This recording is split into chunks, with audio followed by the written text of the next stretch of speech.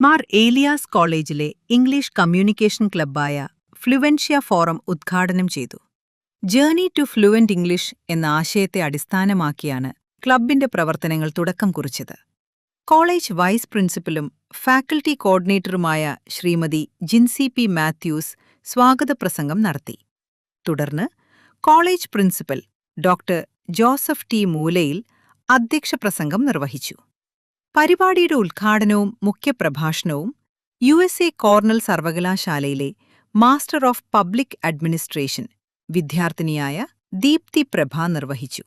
English ഭാഷാ പരിജ്ഞാനത്തിന്റെ പ്രാധാന്യത്തെയും ആശയവിനിമയ കഴിവുകൾ വികസിപ്പിക്കേണ്ടതിന്റെ ആവശ്യകതയെയും കുറിച്ച് അവർ വിദ്യാർത്ഥികളോട് സംസാരിച്ചു.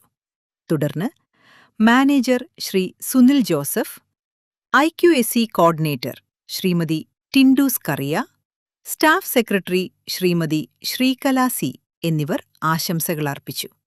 ഫ്ലുവൻഷ്യ ഫോറത്തിന്റെ സ്റ്റാഫ് അംഗമായ ശ്രീമതി പ്രീതി MN നന്ദി പ്രസംഗം നടത്തി. പരിപാടി വിദ്യാർത്ഥികൾക്ക് ഇംഗ്ലീഷ് ആശയവിനിമയ കഴിവുകൾ മെച്ചപ്പെടുത്തുന്നതിനുള്ള പ്രചോദനവും മാർഗനിർദ്ദേശവും നൽകി വിജയകരമായി സമാപിച്ചു. പൗരൻ ന്യൂസ്, പെരുമ്പാവൂർ.